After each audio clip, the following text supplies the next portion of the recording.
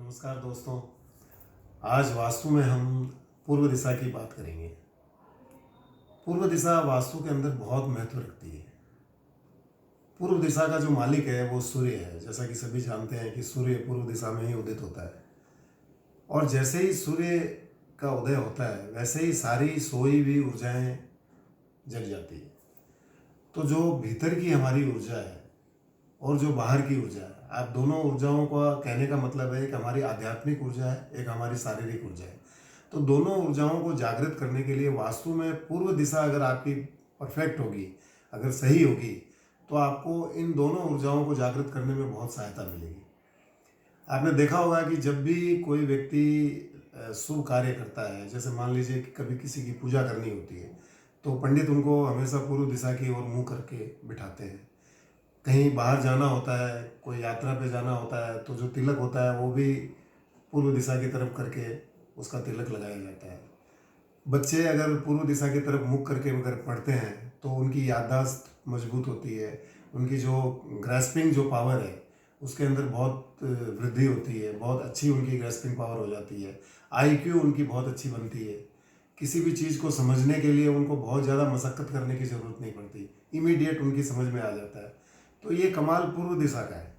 तो वास्तु के अंदर अगर पूर्व दिशा अगर सही हो तो बहुत सी चीज़ें जो हमें आसानी से इजीली हम उसको इजी वे के अंदर अपने जीवन के अंदर कर सकते हैं, वो हम दूसरी दिशाओं से नहीं निकाल सकते। पूर्व दिशा के अंदर जो मकान का मालिक है उसकी लंबी आयु का भी वो कारक होता है।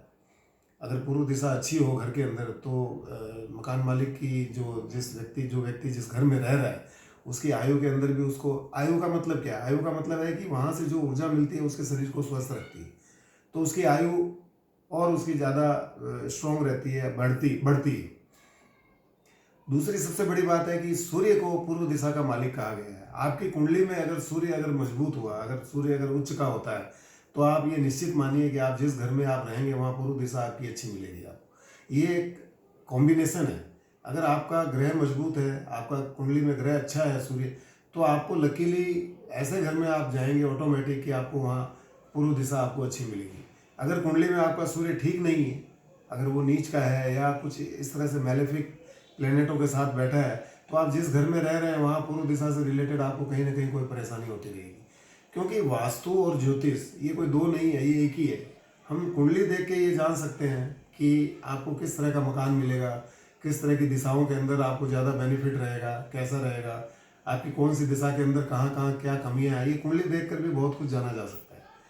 तो वास्तु के अंदर पूर्व दिशा को जब तक हम सही तरीके से अगर डेवलप नहीं कर पाएंगे तो हम बहुत सी चीज़ों से हम वंचित रह जाएंगे।